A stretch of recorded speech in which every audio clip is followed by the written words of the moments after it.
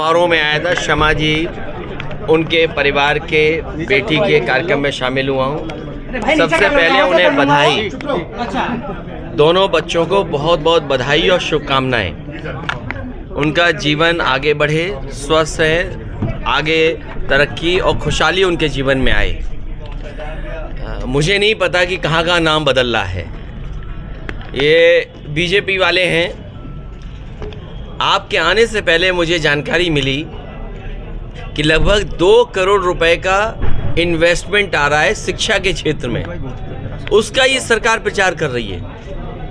जो सरकार 20 लाख करोड़ से ज़्यादा का टारगेट फिक्स कर रही हो कि इतना उनको एमओयू हो रहा है या इन्वेस्टमेंट आने के एमओयू हो रहे हैं, वो शिक्षा के क्षेत्र में 2 करोड़ रुपए का प्रचार कर रहे हो, इससे ज़्यादा दुर्भाग्य और निराशाजनक कुछ नहीं हो सकता। ये बीजेपी के लोग बताएं कि पहले जो एमओयू हुए थे वो कितने ज़मीन पर उतरे। डिफेंस एक्सपो के बहाने जो आपने बुंदेलखंड में मिसाइल बनाने की बात कही, बम बनाने की बात कही, वो कितना ज़मीन पर उतरा है। सवाल आज ये है कि बेरोजगारी कम होगी कि नहीं होगी। आप इन्वेस्टमेंट कितना भी ले आएँ, लेकिन अगर रोज़गार नहीं मिलेंगे, बेरोजगारी नहीं ख़त्म होगी, नौकरी नहीं मिलेगी, तो ये इन्वेस्टमेंट किसके लिए है। और फिर महंगाई लगातार बढ़ती चली जा रही है। जब अमूल कीमत बढ़ाएगा, अमूल का आज बाज़ार बड़ा है, और अमूल का दूध का या उनके अन्य प्रोडक्टों की कीमत बढ़ने का मतलब यह है कि जितने भी बाज़ार में दूध दही के प्रोडक्ट हैं उन सब की कीमत बढ़ जाएगी। अमूल ने बढ़ाया, पराग ने बढ़ा दिया। मैं अपने क्षेत्र में काऊ मिल्क प्लांट लगवाया था, प्रधानमंत्री जी ने उसका उद्घाटन किया। हेमा मालिनी जी का नाम है उस पटिया पर। वो प्लांट बंद हो गया, वो प्लांट बंद कर दिया गया। मैं ये बात इसलिए बोल रहा हूँ कि बुलंदशहर वो शहर है, जिला या आसपास वो जिला है जहाँ दूध का कारोबार सबसे ज़्यादा होता है। मुझे याद है नेताजी के साथ में एक कार्यक्रम में शादी में शामिल होने आया था। उस समय मैं पढ़ाई कर रहा था, नेताजी डिफेंस मिनिस्टर थे। इसी ज़िले में आए थे शादी में, आज दोबारा मैं शादी में आया हूँ, और दूध का काम इस ज़िले में बहुत है। तो सोचो, अगर अमूल ने कीमत 3 रुपये बढ़ाई तो क्या मुनाफा गाय और भैंस रखने वालों को हो रहा है कि कंपनी को मुनाफा हो रहा है। ये बीजेपी किसान को मुनाफा, आय दोगुनी नहीं चाहेगी, ये कुछ लोगों को मुनाफा ज़्यादा कमाना चाहती है। अडानी जी ने डब्बा गोल कर दिया है देश का। देखिए, उद्योगपति के साथ सरकार मिल जाएगी तो क्या जनता ही का तो नुकसान होगा। किसी उद्योगपति को आप ये कहें कि हम दुनिया में नंबर 1 पर ले जाएंगे, और अचानक वो 20 की सूची से भी बाहर हो जाए, फिर लग रहा है कि फिर सूची में आ रहा है। आखिरकार सरकार क्यों मदद कर रही है। मुझे याद है उत्तर प्रदेश में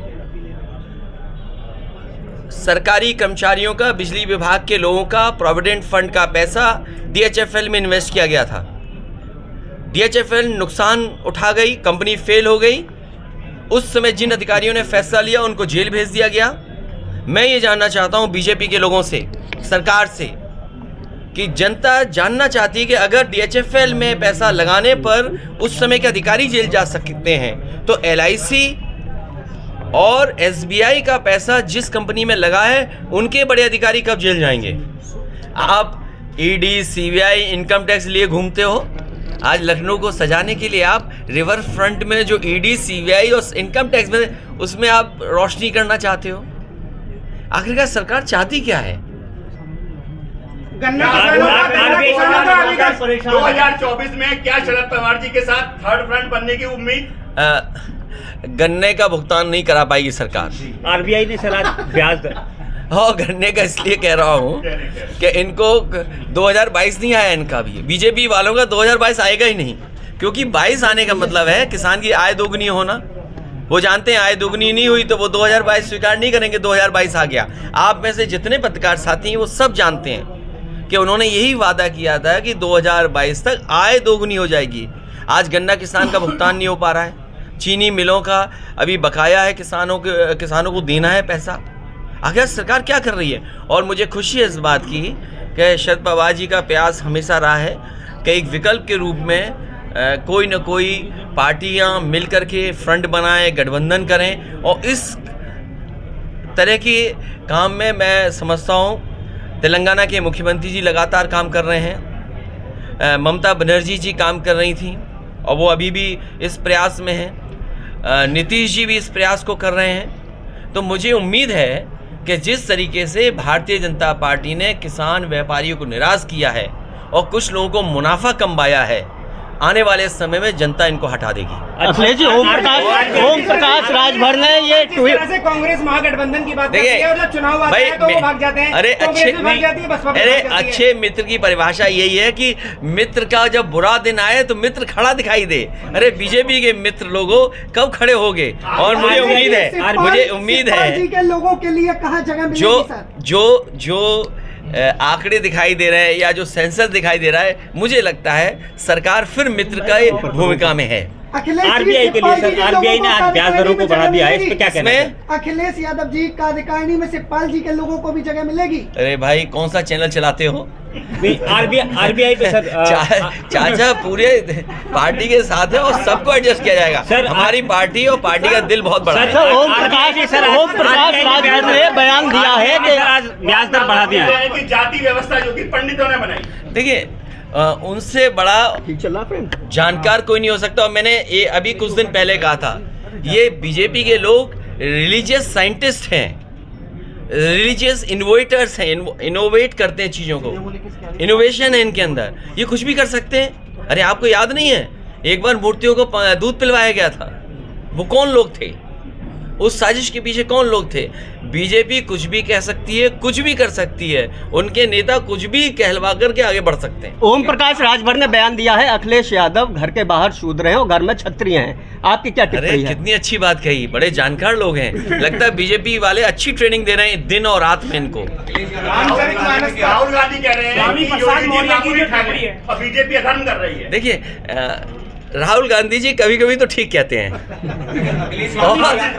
भी मानते हैं? नहीं, मैं मानता नहीं, मैं राहुल जी के लिए कह रहा हूँ। और अगर आप गूगल, एक मिनट, देखिए गूगल अगर आप करेंगे, क्योंकि ज़माना गूगल का है, ठग की परिभाषा बहुत अच्छी है। अरे यार, और जो ठग की परिभाषा है वो उत्तर प्रदेश में हो रहा है।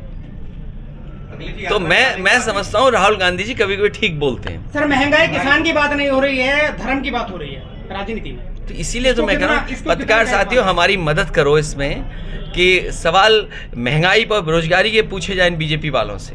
और बीजेपी वालों का इसीलिए मैंने कहा 2022 खत्म ही नहीं होगा, क्योंकि उन्हें बताना पड़ेगा कि आय दोगुनी हो गई किसानों की, नौजवान को नौकरी रोजगार, ये हमारे देश का दुर्भाग्य है। महंगाई को बीजेपी के लोग मुख्य मुद्दे से हटा करके बहस छेड़ रहे हैं। आज सवाल महंगाई का है, बेरोजगारी का है। हम दुनिया में कहाँ खड़े दिखाई दे रहे हैं? आप आंकड़े देखिए, हमारी प्रेस की स्वतंत्रता कहाँ खड़ी है, गरीबी में कहाँ खड़े हैं, भुखमरी में कहाँ खड़े हैं, बेरोजगारी में कहाँ खड़े हैं। और जो समाजवादियों ने एम्बुलेंस बनाई थी, गांव नहीं पहुंच पा रही, पता नहीं क्या कर दिया बीजेपी वालों ने। इनके टायर खा गए ये लोग कि डीजल पेट्रोल नहीं दे रहे हैं, कि ड्राइवरों को सुविधा नहीं दे रहे हैं। पुलिस को बनाई थी 100, नंबर बदल दिया 112। बताओ बेईमानी बढ़ गई कि नहीं बढ़ गई? क्योंकि वो नंबर बढ़ा तो पुलिस ने समझा हमें भी अपनी बढ़ानी है कुछ, उन्होंने भी अपनी व्यवस्था बढ़ा ली। देखिए, वो सवाल मैंने कहा, ये जो रामचरितमानस को लेकर के या धर्म को लेकर, भगवान को लेकर के, मैंने कई बार कहा कि हम समाजवादी लोग हर भगवान को मानते हैं, भगवान विष्णु के सभी अवतारों को मानते हैं और जितने भी ग्रंथ हैं उन सबको मानते हैं, लेकिन जो गलत है वो गलत है। इसीलिए मैंने कहा मुख्यमंत्री जी से अच्छा कोई व्यक्ति नहीं हो सकता। 2024 को लेकर वो संविधान की शपथ लेके बैठे हैं, वो एक पीठ मठ से आए हैं, खुद को वो कहते हैं वो योगी हैं, तो उनसे अच्छा जवाब कोई नहीं दे सकता। इसलिए सदन में मैं उनसे जरूर जानना चाहूंगा कि शूद्र क्या है। और ये 5000 साल से पुरानी लड़ाई है। अखिलेश जी एक मिनट, अरे भाई रुक जाओ भाई, हमें लगता है ये भी शूद्र हैं। 5000 साल से अब मैं नहीं जानता हूँ, लेकिन आप लोग जानते होंगे। जवाब नहीं। देखिए, आप लोग जानते होंगे, ये 5000 साल से, ये 5000 से पुरानी लड़ाई है, ये आज की लड़ाई नहीं है। इसलिए इस लड़ाई को समय समय पे लोगों ने लड़ा है, लेकिन आज जागरूक समाज में जो खराब चीज़ है वो हटनी चाहिए। जो खराब है वो खराब है, इसीलिए मैंने कहा कि मुख्यमंत्री जी से मैं सदन में जरूर ये सवाल पूछूंगा। ये महंगाई इतनी बढ़ेगी कि हम और आप लोग उस पर रहेंगे, वो जो मिल रहा है अनाज। अखिलेश जी, एक तरफ टैक्स स्लैब कम किया जा रहा है, दूसरी तरफ महंगाई पे बढ़ाई जा रही है। देखिए, आपको हमको ये अनाज देना चाहते हैं 400 रुपए का, 300 रुपए का, और कहते चुप रहिए बस। ये इनका तरीका है काम करने का। लोगों को, गरीबों को ये लगेगा कि अगर हम बीजेपी को नहीं वोट देंगे तो लगता हमारा अनाज छिन जाएगा। लखनऊ के नाम को लेकर सर, लखनऊ के नाम के लेकर, लखनऊ का नाम बदला है जी। हम अगर लखनऊ का नाम बदला जाएगा, गाजीपुर का भी बदलने का, अरे लखनऊ के नाम की मैं देखिए, ये नाम बदलने से टेबल को टेबल कर दोगे, टेबल को कुर्सी कह दोगे क्या? टेबल का काम तो उसमें सामान रखने का है। लखनऊ राजधानी रहेगी ना। ये बीजेपी के लोग काम नहीं कर रहे हैं, केवल नाम बदल रहे हैं। मुझे याद है कि सबसे अच्छा स्टेडियम बनाया समाजवादियों ने, भगवान विष्णु के नाम पर उसको रखा, एकाना नाम। उन्होंने अपने नेता पूर्व प्रधानी अटल बिहारी वाजपेयी जी के नाम रख दिया। हमें कोई आपत्ति नहीं है। तो क्या बीजेपी को उनके नाम पर कोई बड़ा काम नहीं करना चाहिए? ये काम नहीं करेंगे। आपने देखा होगा जितने प्राइमरी स्कूल हैं, बच्चों को न स्वेटर मिल पाया, न जूते मिल पाए, न खाना टाइम से मिल पाया, बस पुता दिया इन्होंने, स्कूल पोत दिए होंगे, किताबें भी नहीं उपलब्ध करा पाए, रद्दी में बेची जा रही है। और इसी तरीके से स्टेडियम है, लोक भवन है, यहाँ पर कई काम थे गाजियाबाद में। तो ये नाम बदलने वाली सरकार है, इस बार जनता इन्हें बदल देगी। देखिए, आपको परमिशन नहीं मिल रही, ना मुरादाबाद में मिली, यहाँ बुलंदशहर में मिली, क्या वजह है? देखिए, ये कहते हैं कि इन पे अंतर्राष्ट्रीय वो हैं हवाई अड्डे, इनका विज्ञापन देखिए। बताओ, हवाई पट्टी नेताजी ने बनवाई, एक्सटेंशन मैंने की, हमारी सरकार में हुई, और उतरने नहीं दे रहे समाजवादियों को। यहाँ भी सुनने में आया कि हेलीपैड ठीक ठाक था, क्योंकि हमें तकलीफ देनी है, समाजवादियों को तकलीफ हो, उनका कार्यक्रम ना हो पाए, किसी से मिल ना पाए, आपसे न मिल पाए। उन्हें तकलीफ ये थी कि आपसे मिल लेंगे, आप पूछोगे, हम जवाब देंगे। अब आपको मैनेज करेंगे वो लोग, कुछ मैनेज हो जाएंगे, कुछ हम ना चलाएंगे, तो बदनामी तो बीजेपी की होगी ना। किसानों की चौकीदारी करनी पड़ रही है लगातार। किसकी? आवारा पशुओं को लेकर। देखिए, यहाँ आपको याद होगा, ये शहर वो था जिसमें आग लगाना चाहते थे कुछ लोग, जानवर को लेकर के, गाय को लेकर के बड़ा सवाल उठाता है। एक इंस्पेक्टर की भी हत्या हो गई थी। बताओ, क्या मदद हो पाई उसकी इंस्पेक्टर की? बताइए, मदद हुई क्या? जो मदद का वादा किए गए थे, ये बीजेपी के लोग ही कराते हैं। याद रखना, जितना गड़बड़ होगा सब बीजेपी कराएगी।